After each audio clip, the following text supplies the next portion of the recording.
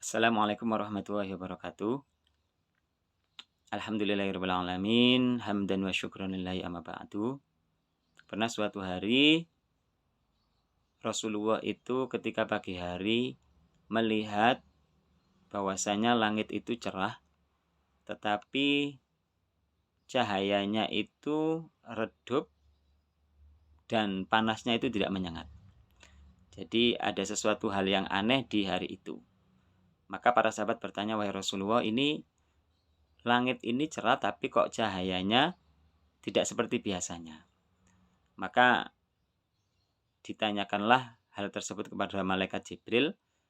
Maka malaikat Jibril pun menjawab bahwasanya hari ini ada seorang sahabat yang meninggal, yaitu Muawiyah bin Muawiyah Al-Lais. Beliaunya ini meninggal dan ini sedang menuju ke bumi, 70.000 malaikat yang akan menyolatinya.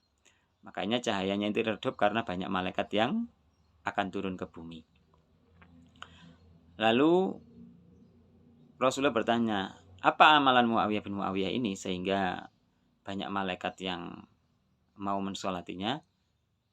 Maka malaikat Jibril pun menjawab bahwasanya amalan Muawiyah bin Muawiyah ini setiap kali berjalan, setiap kali duduk, setiap kali melakukan kegiatan apapun, dia ini selalu membaca surat Al-Ikhlas. Makanya para malaikat sangat mengenal Muawiyah bin Muawiyah ini.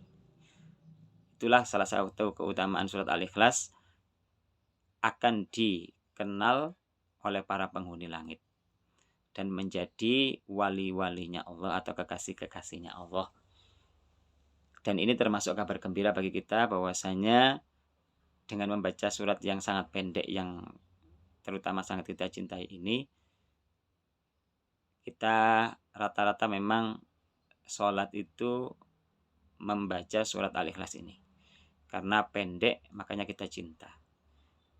Dan ini kabar gembiranya, ya keutamaannya ternyata untuk menjadi walinya Allah dengan membaca surat Al-Ikhlas yang pendek ini. Coba dalam kisah ini ternyata kisahnya menjelaskan tentang ini karena Muawiyah bin Muawiyah ini suka membaca surat Al-Baqarah misalkan, atau surat An-Nisa, atau surat Ali Imran. Ya mungkin karena panjang akhirnya kita tidak respect.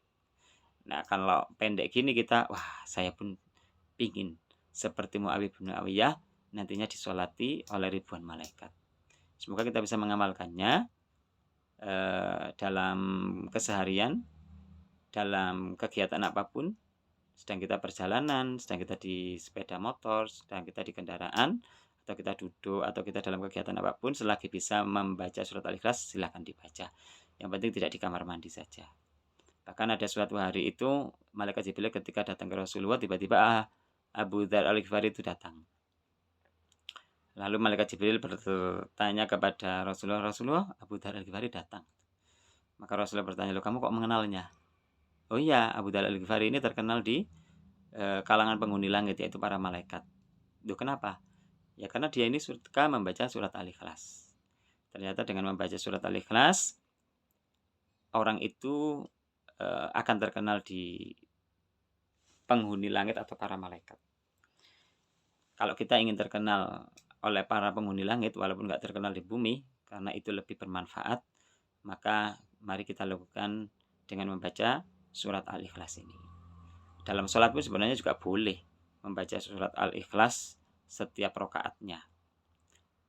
Kalau ada orang yang berkata atau mengejek atau menghina, mosok sembahyang rakaat kedua ini surat Al-Ikhlas saya kena surat liyane ya. Nah, itu sisi lain benar, karena dengan membaca surat yang panjang pahala kita bertambah banyak karena per hurufnya ada pahala yang luar biasa. Tetapi juga gak boleh mengejek karena salah satu keutamaan surat Al-Ikhlas juga luar biasa. Bahkan di zaman Rasulullah itu ada imam masjid Kuba itu tiap habis Fatihah membacanya surat Al-Ikhlas. Di Indonesia masih lumayan, di rakaat kedua baru Al-Ikhlas. Lah itu rakaat pertama ya Al-Ikhlas, rakaat kedua ya Al-Ikhlas. Lah itu kan masih lumayan Indonesia berarti. Itu ya sama, netizen itu akhirnya rame. Terus ketika ke Madinah bilang ke Rasulullah, "Rasulullah, ini ada imam senengane surat Al-Ikhlas," saya gitu. "Oh gitu, ya silakan dipanggil dulu alasannya apa." Lah ini pelajaran bahwasanya, eee, apa namanya, sesuatu itu tidak boleh langsung disalahkan, tidak langsung, "Oh ini tidak ada tuntunannya ini, saya nggak mengajarkan kok, itu wis nggak bagus itu." Ah, ndak gitu, tapi tabayun, dipanggil dulu alasannya apa, nah itu lebih bagus. Lalu ketika dipanggil, "Kenapa kamu kok selalu baca surat Al-Ikhlas setiap habis Fatihah?" "Ya karena saya cinta surat Al-Ikhlas." "Kenapa kok cinta surat Al-Ikhlas?" "Ya karena di dalamnya menceritakan tentang Allah, makanya saya surat Al-Ikhlas." Nah, maka, Rasulullah pun menyampaikan bahwasanya Allah pun cinta kamu, karena kamu cinta surat Al-Ikhlas. Lah berarti yang Al-Ikhlas terus juga dicintai, menunjukkan bahwasanya surat Al-Ikhlas ini keutamaannya luar biasa. Kalau kita mencintainya maka Allah akan mencintai kita. Bahkan ada yang, panglima perang itu juga sama, cuman bedanya ketika ngimami ada surat lain masih ditambahi surat Al-Ikhlas. Al-Fatihah rakaat kedua surat lain lagi tambah surat Al-Ikhlas. Nah, maka ya sama, netizen itu rame lagi. Maka disampaikan ke Rasulullah, maka kata Rasulullah, "Coba tanyakan kenapa kok seperti itu." Ternyata alasannya, ya karena cinta surat Al-Ikhlas karena isinya. Mungkin kita sama-sama cinta surat Al-Ikhlas.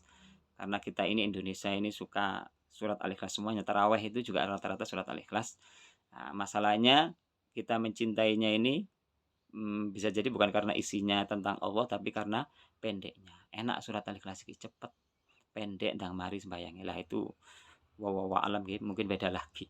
Tapi ya sudah lumayan lah kita cinta surat Al-Ikhlas, tapi kalau bisa dirubah cintanya kita karena isinya.